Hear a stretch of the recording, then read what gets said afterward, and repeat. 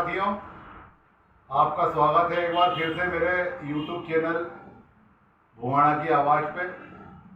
आज हम एक बहुत महत्वपूर्ण मुद्दे पर आपसे बात करने के लिए आए हैं।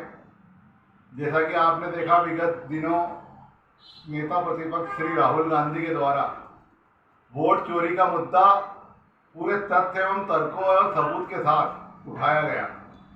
ये एक बहुत महत्वपूर्ण मुद्दा है और ये केवल भाजपा या कांग्रेस, मोदी, राहुल गांधी के बीच का मुद्दा नहीं है। ये आपके हमारे सबसे महत्वपूर्ण अधिकार जो लोकतंत्र ने हमको दिया है। लोकतंत्र ने सबसे बड़ा अधिकार, हमारे पास वोट का ही एक अधिकार है जिसके कारण जनता सिर उठा के चलती है। और भारतीय जनता पार्टी और चुनाव आयोग मिलके आपके हमारे ये वोट के अधिकार को छीनने का षड्यंत्र कर रही है।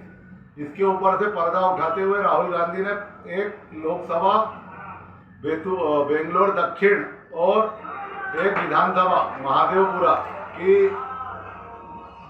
जानकारी ली और उसके एक एक मतदाता को वेरीफाई करके ये तथ्य निकाला कि उस विधानसभा जो महादेवपुरा विधानसभा है बेंगलोर दक्षिण लोकसभा की, उसमें 1,250 फर्जी वोट पाए गए। लेकिन चुनाव आयोग द्वारा से बार बार मांगने पर भी डिजिटल डाटा नहीं दिया जा रहा है। अगर डिजिटल डाटा मिल जाए तो कांग्रेस पार्टी और विपक्ष की पार्टियां 10 मिनट में वेरीफाई कर लेंगी कि पूरे भारत में कितनी लोकसभा सीटें हैं। अब हम थोड़ा पीछे चलते हैं और ये सब बातों की जो मुख्य जड़ है उस जड़ के ऊपर हम जाते हैं। आपको याद होगा, बहुत साल पहले सन 2009 में 2009-10 में राहुल गांधी भट्टा परसोल नाम की एक जगह पश्चिम उत्तर प्रदेश में है, वहाँ किसानों की जमीन का बिना किसानों की अनुमति के अधिग्रहण हो रहा था। उस भट्टा परसोल में राहुल गांधी गए और फिर बाद में यूपीए सरकार ने भूमि अधिग्रहण कानून लेके आई थी, जिसके कारण आज कई किसानों की जमीनों को सरकार अधिग्रहित नहीं कर पाती। उस भूमि अधिग्रहण कानून ने इतने अधिकार दिए लोगों को कि सरकारों के द्वारा अवैध अधिग्रहण पे रोक लग गई।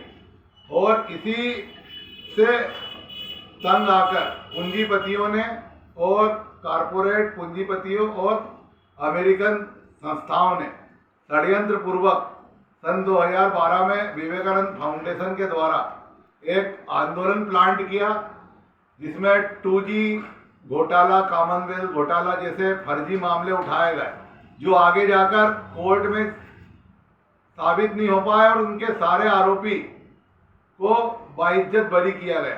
लेकिन सन 2012 में अन्ना हजारे के नेतृत्व में देश में बाबा रामदेव के नेतृत्व में एक ऐसा माहौल बनाया गया जिससे यूपीए सरकार का पतन हुआ और नरेंद्र मोदी सत्ता में आए। परंतु पिछले 11 सालों में केवल उद्योगपतियों के हित में योजनाएं बनाई गई और उसको लागू किया गया। परंतु ये देखा गया कि जगह जगह जनता, कई चुनावों में जनता खिलाफ होने के बावजूद आश्चर्यजनक रूप से भारतीय जनता पार्टी की विजय हुई, जिसमें सन 2023 में मध्य प्रदेश, छत्तीसगढ़ और उसके बाद महाराष्ट्र और हरियाणा में जो हुआ, उसके बाद राहुल गांधी को लगा कि कुछ ना कुछ तो गड़बड़ है और उन्होंने अपने स्तर पर एक लोकसभा और एक विधानसभा में जांच करवाई और उससे ये तथ्य सामने आया कि वहां पर लाखों फर्जी वोटर है। तो अब कल पर इसको लेकर विपक्ष के 300 सांसद सड़क पे उतरे, लेकिन तानाशाही रवैया अपनाते हुए केंद्र सरकार में बैठी हुई मोदी सरकार ने उनको गिरफ्तार करके इस मामले को दबाने का प्रयास किया गया। चुनाव आयोग भी एक तरीके से भारतीय जनता पार्टी के सहयोगी संगठन की तरह व्यवहार कर रहा है।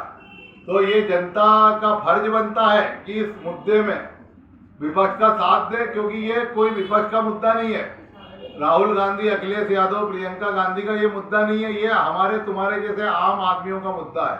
अगर आज हम लोग नहीं जागे तो कल हमको गुलाम होने से कोई नहीं बचा सकता। तो हमारे और आपके वोट के अधिकार की लड़ाई लड़ने के लिए सभी लोगों से अनुरोध है कि विपक्ष की इस लड़ाई में साथ दे। मेरे इस वीडियो को अधिक से अधिक शेयर करें और मेरे चैनल भुवाणा की आवाज़ को सब्सक्राइब करें। धन्यवाद।